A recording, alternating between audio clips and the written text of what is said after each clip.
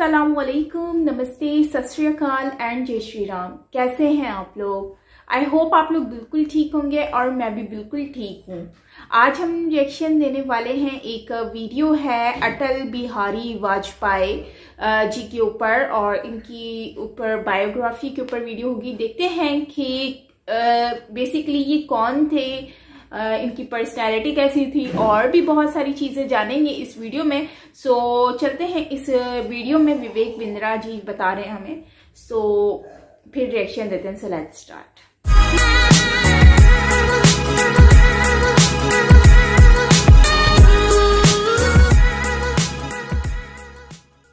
गो। हर पंछी की एक अपनी उड़ान की सीमा होती है। मेरी भी उड़ान की सीमाएं। कैसे किया जाए असीमित गुणगान, जिसका किया जाना चाहिए असीमित गुणगान। किसका जन्मदिन है आज? श्री अटल बिहारी वाजपेयी जी का। नमस्कार, मैं Vivek Bindra, founder and CEO बड़ा बिजनेस.com। अटल बिहारी वाजपेयी जी आज के दिन 25 दिसंबर 1924 में आपका जन्म हुआ। ग्वालियर के अंदर पिता कृष्ण बिहारी वाजपेयी। आपने बीए की पढ़ाई करी ग्वालियर विक्टोरिया कॉलेज से। बाद में एमए पॉलिटिकल साइंस के लिए आप डीएवी कॉलेज कानपुर गए। एलएलबी की पढ़ाई की शुरुआत करी। पत्रकारिता के चलते आपने बीच में उसको छोड़ दी। पहले तो आप साम्यवाद पसंद करते थे, हम सब बराबर है, हम सब बराबर है। लेकिन बाद में बाबा साहब आमटे से प्रभावित होकर के 1939 में आप आरएसएस से जुड़े। गांधी जी के साथ में भारत छोड़ो आंदोलन में जुड़े। उस समय 1942-43 के आसपास आप 23 दिन जेल में भी रहे। और जब जेल में रहना पड़ा तो वही घटना आपको राजनीति में खींच लाई। एक अलग ही प्रकार की फिलॉसफी है, पॉलिटिशियन बियॉन्ड पॉलिटिक्स। इनकी फिलॉसफी समझिए, मैं आपकी गलतियों का विरोध करना नहीं छोड़ूंगा। आप गलती करोगे मैं विरोध करूंगा, आप गलती करोगे मैं विरोध करूंगा, लेकिन मैं आपको अपनी गलतियों के विरोध करने के अधिकार को भी छोड़ने नहीं दूंगा। हाँ, देखिए ये ऐसे व्यक्ति थे जिनके कॉम्पिटिटर्स थे पर एनिमीज नहीं थे। पंडित नेहरू के विचारधारा को लगातार उसका खंडन करते, लेकिन बड़ी बैलेंस्ड अप्रोच रखते हैं। ये पंडित नेहरू को बोलते थे कि आप एक ऐसे व्यक्ति हैं जिसमें चर्चिल भी है और चेम्बरलिन भी है। चर्चिल कौन थे? ये भी प्रधानमंत्री थे ब्रिटेन के, यूके के। कहते थे कि आपका बड़ा पीसफुल नेचर है चर्चिल की तरह। वो कैसे कि जब कश्मीर की बात आती है तो अब चर्चिल बन जाते हैं, और जब हैदराबाद के निजाम जो उस समय अपना अलग देश बनाना चाहते थे तो वहां पे आप चेम्बरलिन भी हो गए, जो बड़े गर्म स्वभाव के थे। चेम्बरलिन क्या थे? तो बोले मैं इतना गर्म हो गए कि जा करके आर्मी भेज के हैदराबाद को वापस भारत में मिला लिया। भारत से तो नेहरू जी का वो हमेशा बड़ा बैलेंस्ड अप्रोच के साथ उनकी तारीफ भी करते थे, उनकी नीतियों की। उनको सन ऑफ इंडिया भी बोला, उनके विकास कार्यों की तारीफ भी करी। एक बार जब जिस समय साउथ ब्लॉक में पंडित नेहरू जी की फोटो लगा करती थी, ये विदेश मंत्री बने, तो किसी ने इनको इंप्रेस करने के लिए साउथ ब्लॉक से पंडित नेहरू जी की बड़ी फोटो को हटा दिया। और उन्होंने पूछा अपनी टीम से, वहां ब्यूरोक्रेट से, कहां गई भाई पंडित नेहरू जी की फोटो? और सब चुप थे। और अगले दिन वहां पे नेहरू जी की फोटो वापस लग गई। उस प्रकार के आदमी नहीं जैसे बाकी सब हुआ करते थे। जब ये विपक्ष में भी थे ना, तो भी पक्ष के साथ में देखते थे कि ये भारत के लिए बात हो रही है। जानते हैं 1971 के समय में इंदिरा गांधी आई थी और क्या बोली? गरीबी हटाओ, गरीबी हटाओ, गरीबी हटाओ। लेकिन वो ईस्ट पाकिस्तान वेस्ट पाकिस्तान के झगड़े में फंस गई। और उस समय बांग्लादेश, जो आज बांग्लादेश है, इन्फिल्ट्रेशन करके वहां से लाखों लोग अंदर आ रहे थे, क्योंकि वहां आपस के झगड़े इतने ज्यादा थे। और उस समय जब इंदिरा गांधी वहां प्रयास करने लगी तो भारत पे चार तरफ से अटैक हुआ। नौसेना के द्वारा आईएनएस विक्रांत, वो पिक्चर भी आपने देखी होगी, पीएनएस गाजी के ऊपर पिक्चर थी। आईएनएस विक्रांत और पीएनएस गाजी का चेन्नई के पोर्ट को वो कब्जा करना चाहते थे। वहां उनको पीएनएस गाजी को महासागर में डुबो दिया हमारी टीम ने। वो जैसलमेर में लोंगे वाला, वो सन्नी देओल की पिक्चर आई थी उसके ऊपर, वहां से भी अटैक हुआ। भारतीय 120 जवान थे केवल, पाकिस्तान के 3000 जवान पूरे टैंक लेकर के खड़े थे। वहां भी उखाड़ा। तीसरी लड़ाई उनकी जब कश्मीर में थी, और चौथी ढाका शहर के अंदर, जहां जनरल मियाजी को उन्होंने उखाड़ा। 93,000 सैनिकों को पूरा सबको वहीं सरेंडर करा दिया। इंदिरा गांधी क्यों कर पाई ऐसा? क्यों कर पाई? इसीलिए कर पाई क्योंकि वाजपेयी बोले कि ये देश की बात है, आप चिंता मत करिए। वहां विपक्ष उस समय इंदिरा गांधी को तंग करना चाहता था। वो ये कहते थे कि गरीबी हटाओ के चक्कर में आप कहां विदेश के झगड़ों में लग गए, बांग्लादेश के झगड़ों में लग गए। लेकिन वाजपेयी ने कहा जब बात देश की आ रही तो सब चुप रहेंगे, पूरा का पूरा विपक्ष हमारे साथ एकजुट होकर आपको सपोर्ट करेगा। ऐसा नहीं आजकल के समय में जहां पे पूछा जाए बस सर्जिकल स्ट्राइक का प्रूफ दिखाओ, हमारे को प्रूफ दिखाओ। कोई प्रूफ नहीं मांगा। वहां पे प्रतिपक्ष होने के बावजूद आपके निर्णय के साथ विपक्ष खड़ा रहेगा, ये वाजपेयी जी ने कहा। हास्य में, रुदन में, तूफानों में, अमर असंख्य बलिदानों में, उद्यानों में, वीरानों में, अपमानों में, सम्मानों में, उन्नत मस्तक उबरा सीना, पीड़ाओं में पलना होगा, कदम मिलाकर चलना होगा, कदम मिलाकर चलना होगा। ऐसा डाइवर्सिटी इंक्लूजन था। इसके अलावा पहले नॉन कांग्रेस प्राइम मिनिस्टर थे जिन्होंने 5 साल अपने पूरे किए, उससे पहले सरकारें आई और चली गई हैं, लेकिन ये एक ऐसे व्यक्ति थे सबको साथ लेके चलते थे। डाइवर्सिटी इंक्लूजन, इतना सबको साथ लेने की क्षमता थी कि लोगों की आइडियोलॉजी अलग, ऑब्जेक्टिव अलग, एस्पिरेशन अलग, ये उनको जोड़ लेते थे। लीडर ऑफ लीडिंग लीडर्स को भी जोड़ लेते थे। एनडीए गवर्नमेंट का जब उन्होंने बनाया, जब लोग उनको समर्थन दे रहे थे, तो उसमें हर प्रकार के लोग थे। 24 पार्टियों को साथ में लिया। मेरी बात समझना, 24 आइडियोलॉजीज हैं, ये 24 फिलॉसफीज हैं। हर लीडर को, 24 प्रकार के लीडर को, जो अलग अलग प्रकार से सोचता है, वो घोड़े से सब अलग दिशा में जा रहे हो, रथ को उल्टा के छोड़ेंगे, पर उन घोड़ों को भी साथ में कैसे लेके चलना है। ये जेडीयू और एलजेपी आपस में खूब लड़ते थे, लेकिन वाजपेयी जी के साथ एक साथ चुप होकर के उनके साथ हिस्सेदारी करते थे एनडीए को आगे बढ़ाने में। ये क्या कहते थे कि भाई पर्पस पोजीशन से ज्यादा बड़ा, कभी पोजीशन के चक्कर में नहीं रहे। एक ऐसी कहानी सुनाऊंगा, आपकी बुद्धि चकरा जाएगी। 1994 में जब कश्मीर मुद्दे में जेनेवा मानवाधिकार सम्मेलन में पाकिस्तान ने भारत की संप्रभुता को ललकारा था, बेनजीर भुट्टो ने जाके यूएन में शिकायत कर दी। वहां पे धारा 370 और कई प्रकार की बातें, और कश्मीरियों को हम तंग कर रहे हैं, ऐसा करके बेनजीर भुट्टो पहुंच गई यूएन में। अब नरसिम्हा राव सरकार थी उस समय 1994 में। अब नरसिम्हा राव जो थे ना, वो बहुत बुद्धिमान थे, लेकिन बोल नहीं पाते थे अच्छे से। अब उनको लगा यार जाके वहां कौन समझाए, वो जेनेवा कन्वेंशन में कौन जाके बोले और कौन उनके छक्के छुड़ाए। नरसिम्हा राव अपनी सरकार में पूरा ढूंढते रहे किसको भेजें किसको भेजें। अब समझिए, शत्रु ऐसा कि अपने मित्र से ज्यादा विश्वास शत्रु पर कर सके, ऐसे थे अटल बिहारी वाजपेयी। विपक्ष के नेता अटल बिहारी वाजपेयी की को डेलीगेशन का नेतृत्व करने का आग्रह किया गया, बोला आप चले जाओ भैया हमारी तरफ से। अटल जी अपने भाषणों से किसी का भी मन मोह लेते थे, वहां गए और बेनजीर भुट्टो की बुद्धि चकरा गई। ये कहां से आ गया, क्या बोले, ये कहां से आ गया भैया। और अटल बिहारी वाजपेयी ने वहां जाकर के भारत का नाम उठाया। और पाकिस्तानी प्राइम मिनिस्टर बेनजीर भुट्टो क्या कहती हैं कि भारत का लोकतंत्र विचित्र लोकतंत्र है, जहां प्रतिपक्ष का नेता सरकार का पक्ष रखने के लिए आया है। एक हमारा प्रतिपक्ष है। बेनजीर भुट्टो क्या बोली सुनिए, कहती है कि एक हमारा प्रतिपक्ष, प्रतिपक्ष मतलब विपक्ष, जो देश में रहकर ही ऐसा काम करता है कि अंतर्राष्ट्रीय समस्याएं उत्पन्न होने लग जाती हैं। इतना विश्वास किया जाता है कि प्राइम मिनिस्टर का काम करने के लिए ऑपोजिशन के लीडर जा रहे हैं। दुश्मन बनो तो ऐसा बनो कि आपका दुश्मन भी आप पे अपने दोस्त से ज्यादा भरोसा करे। पीवी नरसिम्हा राव जी से उनकी जो दोस्ती थी ना, वो सदन के अंदर तो खूब उनका विरोध करते थे उनकी नीतियों का, बाहर निकलने के बाद उनके साथ फिर उनकी दोस्ती होती थी। इतना सम्मान कर पाते थे लीडरशिप में, वो पॉलिटिक्स को कभी गंदा नहीं होने दिया। क्या कहते थे कि सत्ता का खेल तो चलेगा, सरकारें आएंगी जाएंगी, पार्टी बनेगी बिगड़ेगी, लेकिन ये देश रहना चाहिए, इस देश का लोकतंत्र अमर रहना चाहिए। खेल तो चलेगा, सरकारें आएंगी जाएंगी, पार्टियां बनेगी बिगड़ेंगी, मगर ये देश रहना चाहिए, इस देश का लोकतंत्र अमर रहना चाहिए। आप जानते हैं कि जब उन्होंने अपनी 51 कविताएं उन्होंने किताब लिखी, तो उसका विमोचन भी उस समय के प्रधानमंत्री नरसिम्हा राव से कराया। ऐसा रिलेशनशिप बिल्ड कर पाते थे। 74 साल के इतिहास में पहली बार ऐसा हुआ कि पक्ष विपक्ष के लीडर आपस में अच्छे दोस्त थे। ऐसे थे कौन, प्रधानमंत्री हमारे श्री अटल बिहारी वाजपेयी जी। एक दफा की बात है, जिस समय doctor Manmohan Singh finance minister थे, और अटल बिहारी वाजपेयी जी ने उनकी सदन के अंदर जो वो निंदा करी, उनकी वो हालत करी, उन पे वो प्रश्न किए कि मनमोहन सिंह जी दुखी हो गए बहुत। उनको बात लग गई दिल पे, उन्होंने कहा जी मैं रिजाइन कर रहा हूं। समझिए क्या कहा, मैं रिजाइन कर रहा हूं। नरसिम्हा राव जी के पास चले गए। नरसिम्हा राव उनको समझाते रहे, अरे रुक जा भैया रुक जा, अरे रिजाइन करने की जरूरत नहीं है। लेकिन मनमोहन सिंह जी अड़ गए, अब तो मैं रिजाइन, मेरी बेइज्जती हो गई जी, मेरी बेइज्जती हो गई। और हुआ क्या, बाद में नरसिम्हा राव जी ने कहा कि यार हमारी पार्टी में तो कोई समझा नहीं पा रहा है, वाजपेयी जी आप ही समझाओ भाई रिजाइन ना करें। वाजपेयी जी उनको बोले पर्सनल मत लो, ये हमारा प्रोफेशनल है, ये तो हम केवल आपकी नीतियों के अगेंस्ट है, आपके अगेंस्ट थोड़ी है। और मनमोहन सिंह जी उनकी बात मान गए। अगर लीडर हो तो ऐसा लीडर हो कि आपका शत्रु भी अपने मित्र से ज्यादा विश्वास आप पे करे। 1998 में जब कांग्रेस की सरकार 270 वोट पे थी, बीजेपी था ये 269 पे था, इनकी सरकार गिर गई। पार्टी तोड़कर सत्ता हासिल करने का उनके ऊपर जो है आरोप लगा, और बोले कि क्या आप ये एक वोट को किस तरह से लेंगे जब इस प्रकार के कुछ आरोप लगने लगे। तो उन्होंने शरद पवार की कहानी सुनाई कि शरद पवार कांग्रेस से अलग होकर के उन्होंने अपनी एनसीपी बनाई, पार्टी तोड़ के एनसीपी बनाई और महाराष्ट्र के सीएम बने।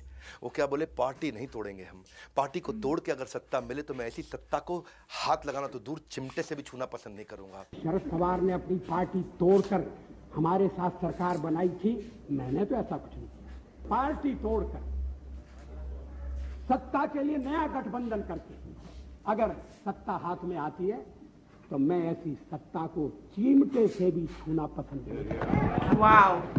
उस समय खैर कांग्रेस के लोग उन पे बहुत हंसे थे और उन्होंने क्या कहा कि आज तुम मुझ पे हंस रहे हो ना, एक ऐसा समय आएगा जब पूरा देश तुम पे हंसेगा। वैसे उनकी कई बार 2014 और 2019 में सत्य हो ही गई। 18 राज्यों के अंदर बीजेपी की सरकार आई और कांग्रेस केवल 52 सीटों पर सिमट के रह गई। 17 राज्यों में तो कांग्रेस अपना खाता भी नहीं खोल पाई। बहरहाल ये बात आज की ना कांग्रेस की है ना बीजेपी की है, ये बात उस लीडर की है जो आजाद शत्रु है। धीरा धीर जना प्रिया प्रिया करो। क्या अर्थ हुआ? एक ऐसे लीडर था जिसे धीर अधीर दोनों पसंद करते थे। धीर वो जो स्टेबल माइंडसेट का है, अधीर वो जो बड़ा गुस्से वाला है, धीर वो जो मित्र हो, अधीर वो जो शत्रु हो। इनको सभी लोग बड़ा पसंद किया करते थे। ये एकमात्र ऐसे लीडर थे। 1976 का मैं एक किस्सा बताऊंगा आपको। श्रील प्रभुपाद जिन्होंने इस्कॉन की स्थापना करी थी, दुनिया भर में गीता सिखा रहे थे, उन्होंने अपने आज के जो चेयरमैन है इस्कॉन के श्रील गोपाल कृष्ण गोस्वामी महाराज, उनको भेजा वाजपेयी जी से मिलने। उस समय वाजपेयी जी फॉरेन मिनिस्टर थे, ये इमरजेंसी के बाद की बात थी, और विदेश मंत्री थे। और उनको जाके रिक्वेस्ट किया कि हमारे 500 शिष्य ऐसे हैं जो दुनिया भर में हैं, उनको हम इंडिया लाना चाहते हैं और यहाँ पे आकर के भगवत गीता सिखाएं और उनको रहने के लिए परमानेंट वीज़ा दे दें। वाजपेयी जी ने उनको इतना सम्मान दिया और जब भगवत गीता की बात आई तो वाजपेयी जी के इस सम्मान को देखा और उन्होंने आकर जब श्रील प्रभुपाद को बताया, श्रील प्रभुपाद ने वहीं पर उसी समय पर भविष्यवाणी कर दी थी कि ये व्यक्ति आगे चल के प्रधानमंत्री बनेगा। वैसे ये भविष्यवाणी तो पंडित नेहरू ने भी एक बार करी थी कि ये व्यक्ति ज़रूर प्रधानमंत्री बनेगा। जब उनकी स्पीच सुन करके वो बिल्कुल अवाक रह गए थे, हक्के बक्के रह गए थे। वाजपेयी जी की लीडरशिप बाय एग्जाम्पल थी। उन्होंने हमेशा जब वो सरकार में आए, देखिए एक बार तो 1980 में उन्होंने बीजेपी बनाई, 1984 में केवल 2 सीटें मिली। उस समय इंदिरा गांधी जी का देहांत हुआ था तो सबका सेंटिमेंट कांग्रेस की तरफ चला गया था। तब इनको केवल 2 सीटें मिली। 2 सीटों से ही आगे बढ़े धीरे धीरे। आगे चल के ऐसा समय 13 दिन की सरकार बनाई, फिर 13 महीने की सरकार बनाई और फिर 1999 से 2004 तक पहली सरकार नॉन कांग्रेस की जिसने अपना टर्म पूरा किया। बहरहाल जब ये पहली बार सत्ता में आए, आते ही इन्होंने पाकिस्तान को मैसेज दिया कि भैया तुम किसी को भी चुन सकते हो, अपना पड़ोसी नहीं चुन सकते। तुम्हारे पड़ोसी हम हैं, हमारे पड़ोसी तुम हो। कठिन समय में पड़ोसी के काम आता है, क्यों नहीं हम और आप एक हो जाएं और दोस्ती करें। 1999 में जो लाहौर में जो समझौता हुआ, उसके बाद उन्होंने सदाए सरहद नाम की एक बस सर्विस भी चालू करी दिल्ली से लाहौर तक। और क्या कहा कि जब तक दिल से दिल की दूरी रहेगी तभी तक रिश्तों में मजबूरी रहेगी। तो रिश्ते खराब नहीं करते, दिल को दिल के नजदीक लेके आते हैं। नवाज शरीफ से जाके मिले, अपने साथ क्रिकेटर कपिल देव को लेके गए। लोगों को क्रिकेट पसंद था। जावेद अख्तर लोगों को बड़े पसंद थे। वहां पे उर्दू के अंदर बड़ी प्यारी बातें वो करते थे। मल्लिका साराभाई को लेके गए। देवानंद एक्टर, उनकी मूवीज बड़ी चलती थी। लालू प्रसाद यादव की तो मीठी मीठी सी जैसी कॉमेडी भरी बातें हुआ करती थी। और इसके अलावा प्रकाश सिंह बादल जो किसानों के नेता हुआ करते थे। लेकिन पाकिस्तान तो पाकिस्तान है, जो एक बार गलती करे नादान, जो 2 बार गलती करे अनजान, लेकिन जो बार बार गलती करे वो शैतान, जो जिंदगी भर गलती करे वो पाकिस्तान। पाकिस्तान ने जाके पीठ पे खंजर भोंक दिया और कारगिल की सारी पहाड़ियों पे कब्जा कर लिया। इधर से ये बस चलाते रहे और वहां से वो कारगिल को कब्जा करते रहे, दूसरे प्रधानमंत्रियों की तरह। याद रखना, वाजपेयी थे भाई, ये दूसरे प्रधानमंत्रियों की तरह निंदा कर रहे हैं। मुंबई पर अटैक हुआ, कसाव आ गए, हम बड़ी निंदा करते हैं, कड़ी निंदा करते हैं। बोले निंदा फिंदा कुछ नहीं, जिंदा नहीं छोड़ूंगा। और पूरा कारगिल जीत के आए, सबको उखाड़ दिया। और इतना ही नहीं, मुंबई अटैक को तो छोड़ो, वहां तो केवल निंदा करते रहे। यहां पे इन्होंने, अमेरिका भी चिल्लाता रह गया, कोई बंदा नहीं लेकर के आएगा किसी प्रकार का परमाणु परीक्षण। और ये क्या किया इन्होंने, जाके अंडरग्राउंड चुपचाप, ऊपर से सर्वेलेंस चल रहा है, ऊपर से इनके सैटेलाइट घूम रहे हैं, सैटेलाइट में आधे घंटे का टाइम मिल रहा है, 1 घंटे का टाइम मिल रहा है। अंडरग्राउंड जाके पोखरन में पूरी तैयारी करी, भारत का सीना गर्व से ऊंचा किया। मालूम था सबको कि पाकिस्तान तैयारी कर रहा है। तो वाजपेयी जी बोले अब नहीं रुकेंगे, कुछ भी बोलता रहे यूएस खड़े होकर के तुम्हारे पे हम ऐसा कर देंगे। नहीं सुनी किसी की। 98 में पोखरन के अंदर ही सफल परमाणु परीक्षण किया, पूरे देश को खड़ा किया। उसके बाद जब लोगों ने बोला अब क्या करोगे, बोला बड़ा सिंपल सिद्धांत है, no first use.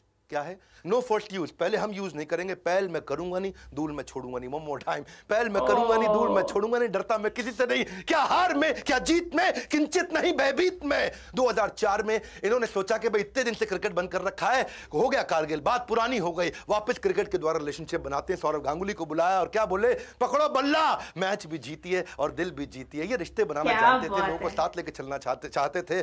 Politician beyond politics. एक और उदाहरण देता हूं, रामलीला के मैदान में ये कहानी बड़ी सुंदर, 1977 की बात थी। इमरजेंसी के अगेंस्ट उन दिनों उनकी पार्टी थी जनसंघ, तब बीजेपी नहीं थी। जनसंघ पार्टी को लीड करके रामलीला मैदान में चाहते थे हजारों लाखों लोगों को इमरजेंसी की नीतियों के खिलाफ जाके बात करें। इंदिरा सरकार में संजय गांधी जी ने एक दिलचस्प चाल चली। उन्होंने क्या किया कि भैया 1973 में बॉबी मूवी आई थी, एक सुपरहिट मूवी थी। है जी, हम तुम एक कमरे में बंद हो और चाबी खो जाए। लड़के लड़कियां बड़े एक्साइटमेंट से देखते थे, कमरे में हम और तुम बंद और चाबी खो जाए, बड़ा मजा आ जाए। और उस समय बॉबी जो है अपना बिकनी में आई थी उस समय, और बड़ी एक्साइटमेंट थी। संजय गांधी ने बोला आज संडे नहीं है, शायद उस दिन थर्सडे था, बोला आज थर्सडे के दिन इनके कोई पहुंचे नहीं रैली के अंदर, आज मूवी चला देते हैं। शाम को 5 बजे उन्होंने मूवी दूरदर्शन पर चालू कर दी। और लेकिन हुआ क्या, डिम्पल कपाड़िया की बिकनी भी लोगों को रोक नहीं पाई। लोग चाबी खो जाए ये बात नहीं रोक पाई, हम कमरे में बंद हो जाए ये बात नहीं रोक पाई। लोग कमरे में बंद नहीं हुए, रामलीला मैदान हजारों लाखों लोगों से भर गया। अटल जी एक ऐसे नेता थे जिनको लोग पसंद करते थे। सर्दी थी, बारिश थी, लेकिन उस दिन भी रात 10 बजे तक लोग रुके, अटल जी की सारी उस स्पीच को ध्यान से सुना। ये तो ऐसे व्यक्ति थे जो प्रेम करते थे सबसे सारे धर्मों से, ऐसा व्यक्ति नहीं जो उन पे उंगली उठा दे। समोहम सर्वभूतेषु, समोहम मैं समान हूँ, सर्वभूतेषु सभी धर्मों के लिए। भारत में ऐसे भी कई नेता हैं जो क्या कहते हैं, हम 25 करोड़ हैं, तुम 100 करोड़ हो, 15 मिनट पुलिस हटा दो, देख लेंगे किसमें कितना दम है। दूसरे एक और नेता महाराष्ट्र से, वो क्या कहते थे कि उस घटना में मेरा हाथ नहीं बल्कि मेरा पैर था। पर अटल जी एक ऐसे व्यक्ति थे जो पार्टी से उठ के बात करते थे। जब बाबरी मस्जिद डिमोलिशन हुआ तो उन्होंने बोला गलत है तो गलत है। उनकी अपनी सरकार थी, बीजेपी की अपनी सरकार थी उस समय, कल्याण सिंह की, उसकी भी निंदा करी उन्होंने। प्रधानमंत्री मोदी को उस समय जाके 2002 में राजधर्म का पाठ पढ़ाया कि राजा के लिए प्रजा प्रजा में भेद नहीं होना चाहिए, राजा को अपना राजधर्म निभाना चाहिए। अपने लोगों में गलती हो तो उसको भी ठीक करेंगे। चीफ मिनिस्टर के लिए मेरा एक ही संदेश है कि वो राजधर्म का पालन करें। राजा के लिए, शासक के लिए प्रजा प्रजा में भेद नहीं हो सकता। कितनी सुंदर बात है ना, एक राजा को अपना राजधर्म निभाना चाहिए। ये राजधर्म निभाते थे, राजनीति कभी गंदी नहीं करी इन्होंने। वोट मांगते हुए सामने वाले की नीतियों पे कठोर प्रहार तो करते थे, पर पब्लिक में आके बोले मैं ऐसा आदमी नहीं हूं जो कांग्रेस की 50 वर्ष की उपलब्धियों पे पानी फेर दूं। ऐसा करना देश के पुरुषार्थ पे पानी फेरने जैसा है। ये सामने वाले के अच्छे काम को रिकॉग्नाइज करना जानते थे, उसकी कमियों को भी उजागर करना जानते थे। कहते थे कि अगर मैं ऐसा बोल दूं कि 50 साल कुछ नहीं हुआ तो देश के किसान के साथ अन्याय होगा, मजदूर के साथ ज्यादती होगी, और आम आदमी भी उसके साथ ये अच्छा व्यवहार नहीं माना जाएगा। खुद जीवन भर ब्रह्मचारी रहे, अपना जीवन देश की सेवा में समर्पित करना चाहते थे। और कहते थे शादी इस राह में सबसे बड़ी बाधा है, इसीलिए जीवन भर ब्रह्मचारी रहे। शादी की बात चलने पर अटल जी को जब एक दिन बोला गया तो 3 दिन कमरे के अंदर जाकर अपने आप को उन्होंने बंद कर लिया। बहरहाल भारत रत्न दिया गया 25 दिसंबर 2014 को। अटल जी उस समय शरीर से बहुत कमजोर हो चुके थे। 27 मार्च को उनके घर जाकर के उस समय के राष्ट्रपति श्री प्रणब मुखर्जी ने आवास में उनके पहुंच के उनको भारत रत्न दिया। 16 अगस्त 2018 को वो इस देश को, इस पृथ्वी को अलविदा कहकर चले गए। मैं जी भर जिया, मैं मन से मरूं, लौट कर आऊंगा, कूच से क्यों डरूं। कूच मतलब अब जाने का समय आ गया है। प्रति वर्ष इनका जन्म देश में गुड गवर्नेंस डे के नाम से मनाया जाता है, सुशासन दिवस के नाम से मनाया जाता है। अटल बिहारी वाजपेयी जिन्होंने सबको राजधर्म सिखाया। हमारी क्या जिम्मेदारी है, हम बड़ा बिजनेस में लोगों को बिजनेस धर्म सिखाते हैं। उन्होंने सर्व शिक्षा अभियान, शिक्षा पे बहुत जोर दिया। खुद भी शिक्षा उन्होंने उस समय काफी देर तक पढ़ाई करते रहे जिस समय लोग पढ़ाई नहीं किया करते थे। आज एजुकेशन बहुत इंपॉर्टेंट है और हमने भी अपना सहयोग कैसे किया, सबसे अफोर्डेबल कर दिया। 750 रुपए महीना, 1500 रुपए महीना। अगर आप पहली बार आए हैं हमारे चैनल पे, बोर्ड लाइन नंबर पे फोन करिए। इस समय न्यू ईयर के दौरान हमने कुछ नई स्कीम्स निकाली हैं। न्यू ईयर के दौरान वाजपेयी जी के जन्म से लेकर 31 दिसंबर तक हम काफी कोर्सेज फ्री दे रहे हैं। फटाफट फोन करके जरूर पता लगाइएगा। एक रिक्वेस्ट करूंगा, कमेंट बॉक्स में बताइए, मैं वापस खड़ा हुआ हूं सम्मान में श्री वाजपेयी जी के। क्या मैं खड़े होकर आपको और वीडियोस बना करके दूं? वाजपेयी जी के साथ ही आगे बढ़े थे राष्ट्रपति अब्दुल कलाम भी, जिनको काफी उन्होंने एनकरेज किया। डीआरडीओ ने जब वो सफल परीक्षण किया। क्या चाहते हैं आप, नीचे कमेंट बॉक्स में बताइए कि हम अब्दुल कलाम जी पे भी वीडियो बनाएं। और अगर आप नए आए जरूर सब्सक्राइब करिए, वीडियो को शेयर करिए। मैं चाहता हूं ये मैसेज श्री अटल बिहारी वाजपेयी जी का, उनके लीडरशिप लेसन पूरे देश में पहुंचे। खास तौर से सर्व शिक्षा अभियान। हमारे साथ जुड़े रहने के लिए, इस वीडियो को शेयर करने के लिए, बोर्ड लाइन नंबर पे हमसे कनेक्ट करने के लिए आप सबका हृदय की गहराइयों से प्रेम पूर्वक बहुत बहुत धन्यवाद। जबरदस्त सबसे बेस्ट अगर स्टोरी मैंने आज तक कोई सुनी है ना, ये वाली स्टोरी थी, जो कि रियलिटी थी, बल्कि स्टोरी नहीं थी, रियलिटी थी वाजपेयी जो सर हैं उनकी ऊपर। और काफ़ी चीज़ें उनके बारे में मैंने सुनी हैं और लोग काफ़ी उसके बारे में मुझे बताते भी हैं, और काफ़ी उनकी चीज़ें जो है मैंने ऑनलाइन यूट्यूब पर भी देखी हैं। काफ़ी जगह पर उनका जिक्र भी सुना है। अगर हम बात करते हैं कारगिल की, तो कारगिल के टाइम पर भी इनकी बातें बहुत सारी सुनी हैं, इनके बारे में सुना है कि ये पाकिस्तान आए थे। इन्होंने जो है अपनी एक बहुत ही ज़बरदस्त, अपनी जो एक अंदर की एक ख्वाहिश होती है या फिर दोस्ती का हाथ होता है, वो बढ़ाया था पाकिस्तान के साथ कि चैलेंज दोनों ही एक जैसे ही हैं, बस बॉर्डर है तो रिलेशनशिप जो है वो स्ट्रॉन्ग करते हैं। तो इन्होंने बसेस वगैरह का भी सिस्टम किया था और जो सारा सिस्टम है सबसे कनेक्टिविटी जो स्ट्रॉन्ग करने की कोशिश की थी इन्होंने जितना हो सका इनसे इन्होंने अपनी तरफ से कोशिश की थी कि पाकिस्तान और भारत जो है वो एक हो जाए दोबारा से, मतलब कि बॉर्डर तो है ही लेकिन दिल जो है वो जुड़ जाए दोबारा से। तो लेकिन हुआ ये कि पाकिस्तान ने भी बहुत ही बुरा एक एक्टिविटी की जिसकी वजह से वाकई में ही बहुत ही गलत किया। और ये मानना गलत नहीं होगा कि इन्होंने कारगिल उस टाइम पर वो हाथ बढ़ा रहे थे अमन का और यहाँ पर वो कारगिल की जो गेम है वो खेल रहे थे। और उसके बाद फिर लेकिन ये है कि इन्हीं के अंडर में जो कारगिल है बेसिकली उसका जो भी था जो विनर था और जो उन्होंने अपने हैंड से जितना अच्छे से उन्होंने खेला मतलब कि अपनी जो टर्न थी उन्होंने अपनी टर्न में जो कारगिल है अपने हैंड ओवर किया। और इवन दो इन्होंने तो एक्सेप्ट करने से भी मना कर दिया था कि यार ऐसा नहीं होगा कि हमारा कोई भी बंदा नहीं है ये इसमें से, हम लोगों का हाथ नहीं है ये, तो दावत इस्लामी पता नहीं कौन कौन से नाम ले रहे थे लेकिन मुजाहिदीन, सॉरी यस मुजाहिदीन। लेकिन बात वही है ना कि इन्होंने गलत किया था, टू फेसेस दिखाए। यहाँ अमन का हाथ बढ़ा रहे हैं वाजपेयी साहब के साथ और वहां पर कारगिल का सिस्टम चला रहे हैं। लेकिन यह है कि बाद में एक्सेप्ट कर लिया था लेकिन उस टाइम तक इन्होंने बॉडीज वगैरह रिसीव नहीं की थी। काफी जानें जो हैं वो गई थी दोनों तरफ से, लेकिन यही बात है कि नुकसान भी हुआ और बाद में इन्होंने एक्सेप्ट नहीं किया। तो फिर बाद में जाके इन्होंने कर भी लिया था एक्सेप्ट कि हाँ ये हुआ था। तो अनफॉर्चुनेटली इस तरह की चीजें भी हमें देखनी पड़ती हैं पाकिस्तान में। एनीवेज और इसके अलावा मैंने जहां तक इनकी पर्सनैलिटी का आइडिया लगाया है और जितना भी इनका मैंने आज तक देखा है और इस वीडियो में खासकर बहुत ही जबरदस्त तरीके से एक्सप्लेन किया है, तो बहुत ही अच्छे इंसान थे और मैं उनके लिए दुआ करती हूँ कि उनके जितने भी मामलात हैं वो सही हों, क्योंकि उन्होंने हर किसी के साथ वैसा ही किया है जैसा कि एक सच्चा लीडर जो होता है वो करता है। अगर हम बात करें सुभाष चंद्र बोस सर की, उन्होंने उनकी पर्सनैलिटी जो है उन्होंने बेसिकली जितनी खिदमत की है, जितनी सर्विसेज दी हैं अपनी कंट्री के लिए, सो उनको हम जितना भी बोले ना वो कम है उनके लिए।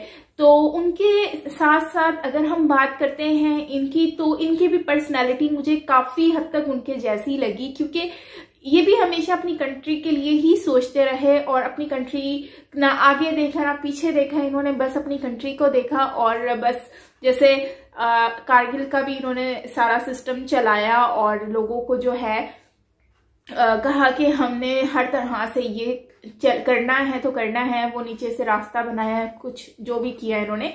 बाकी सब कुछ बुलाने के बाद, कारगिल जैसा इंसिडेंट बुलाने के बाद भुलाकर भी इन्होंने फिर से दोबारा से अमन की आशा को बढ़ाया, हाथ दिया। लेकिन वही बात है कि शायद पाकिस्तान और भारत का जो रिलेशनशिप है वो उस तरह से शायद स्ट्रांग नहीं हो सकता, उस तरह से नहीं बन सकता भले कोई कितनी भी कोशिश कर ले, क्योंकि इतनी बार उन्होंने 2004 में कारगिल के बाद भी ये आगे दोस्ती का हाथ बढ़ाया था, सब कुछ किया, लेकिन फिर भी नहीं अब तक रिलेशन जो है वो इन लोगों का सही हुआ। कुछ टाइम के लिए सही हुआ था, ट्रेनें भी चल चुकी थी, हर चीज हो गई थी, लेकिन वही बात है कि फिर दोबारा से सब कुछ बंद हो गया। अब तो कुरियर पोस्ट हर चीज बंद हो चुकी है, तो कुछ ना आता है ना जाता है, तो बस यही सिनेरियो चल रहा है। बट आई होप कि अब जो पाक आर्मी है उन्होंने कहा है कि बैठकर बात करते हैं, मामलात को हल करते हैं, रिलेशनशिप को बेहतर बनाते हैं पाक भारत को, तो आई होप कि सब कुछ बेहतर हो जाए। और बाकी यही है कि इनकी पर्सनैलिटी मुझे बहुत अच्छी लगी है, हमेशा अपनी कंट्री के लिए इन्होंने अच्छा ही सोचा है।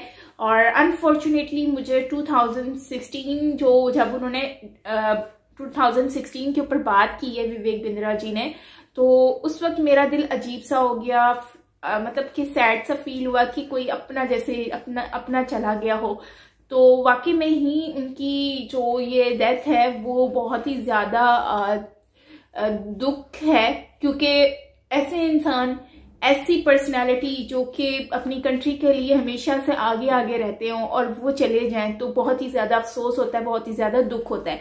एनीवेज गाइज, आई होप कि आपको ये वीडियो अच्छी लगी होगी, और मुझे बहुत अच्छी लगी क्योंकि बहुत ही ज़बरदस्त वीडियो थी। और मिलते हैं नेक्स्ट वीडियो के साथ, तब तक के लिए अपना बहुत सारा ख्याल रखिएगा। This is me Saima Pirzada, bye bye.